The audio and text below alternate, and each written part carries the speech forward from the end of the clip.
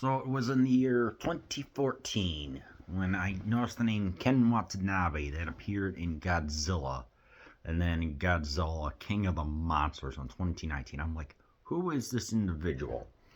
I never really thought about it until I recently just happened to see The Last Samurai, and this is a request.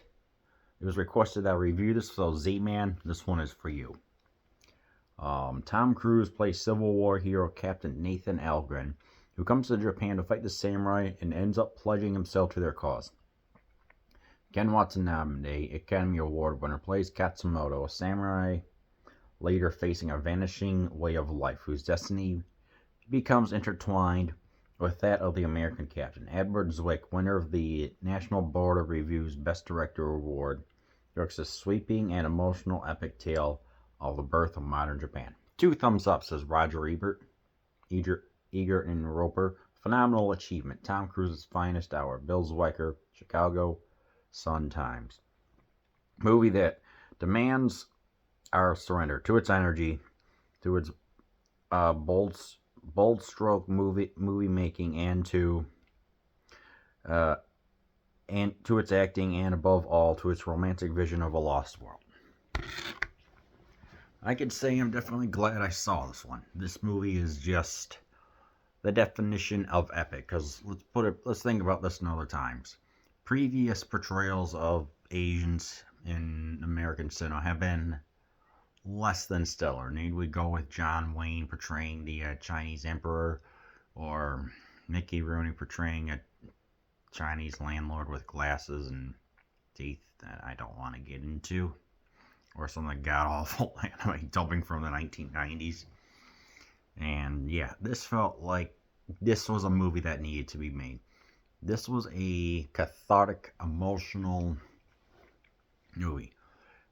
Just the fact alone, it's 2 hours and 34 minutes from 2003. This was needed to help negate all those god awful stereotypes, which I'm glad are dead and gone, and hopefully we can learn from this to never do this again. Have this as a reminder. This was a movie that it's epic. It's okay. How to describe it is, it's like when I'm doing these Alfred Hitchcock reviews. It's like, this is a movie that you have to pay attention to what's going on. That you have to dig down a little bit in order to truly understand it. This movie, it has the emotional. It does have the thematic resonance, if you will, of it's like you can easily see what's going on, but it doesn't insult anyone. It's like, hey, this is what's going on. This is part of the Meiji Restoration in Japan during, what was that, the 1960, yeah, what was that, 1869 through the early 1920s. And like this is like Tom Cruise plays a friend who plays loosely based on 2 Frenchmen who were also part of it, because there were other countries just besides America, And the character that Watanabe plays is, I forgot whose name it is. It's right there on the IMDb and Wikipedia. Just look it up. And it's like, hey, here's the let's portray this in an authentic way, with emotion, with actually showing the landscapes and showing, hey, this is like it's like, hey, the military is portraying them as savages when they just want to just live their lives and just follow the code that's been going on for years. But at the same time, when there's been some interesting developments for the country that's pretty much was in isolation for hundreds of years, it's like, okay, let's go and have some negotiations. Yeah. This movie pretty much follows the formula of a man he's brought in to try and train some peasants. Ultimately, he does, like, okay, because I understand this mentioned samurai is kind of like a savage or whatever, but Turns out he isn't because he sees the heart and nobility that's inside Elgrin. And it's like, okay, so then he kind of joins. It's like it's the standard plot that you've seen, but it's not done it's not done with razzle dazzle or special effects or fireworks. This is more of the low key. This is more of the epic cinematic sense of the sprawling landscapes, the character development, the understanding of another culture, and looking back in your own and be like, huh, that's interesting. What's going on here? Of course, militarily, it was like when the Gatling gun was being introduced that could fire 200 rounds a minute and could bill a lot of people, you know. So it's also like an understanding a little like an introduction. This is like an introductory movie, I guess you could say, to some Japanese history. You know, like with the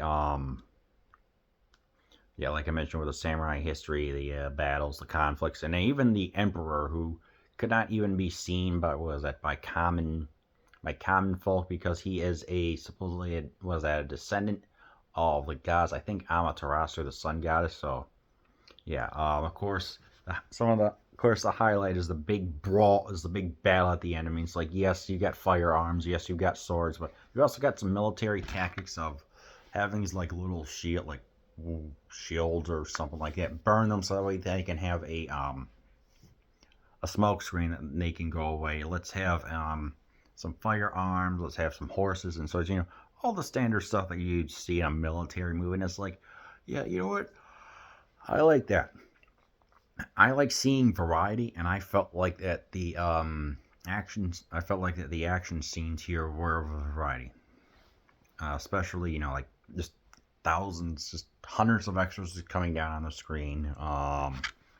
Eventually Katsumoto and Algren get in the middle. That's like they have to escape because they are still trying to promote the Bushido way, and it's like they are because it's like all the swords and everything have been outlawed. So it's like, hey, no, we're going to have to bill these people because they are leading a rebellion against us, and it's like we don't like this. We want to so with just this rebellion that's going on. It's like everything just feels logical.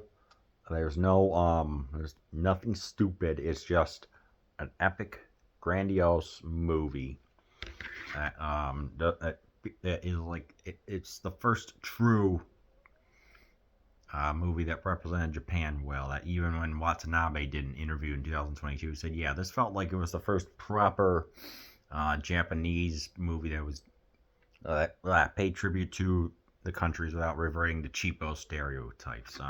Tom Cruise is great in it because it's like he's playing the cocky guy. He's like he's part of the the gun that won the West. It's like he's an expert marksman, but he's also a drunk. And then eventually, he's this character arc, and it's like, but it's done so well that you almost forget that this is the same guy who is in Top Gun and all the other movies that I reviewed. So this was an interesting take to see him more down to earth, surprisingly. And yeah, some people may say, "Oh, this is the white knight savior. It's like the white man who's coming to help resolve issues on another country." It's like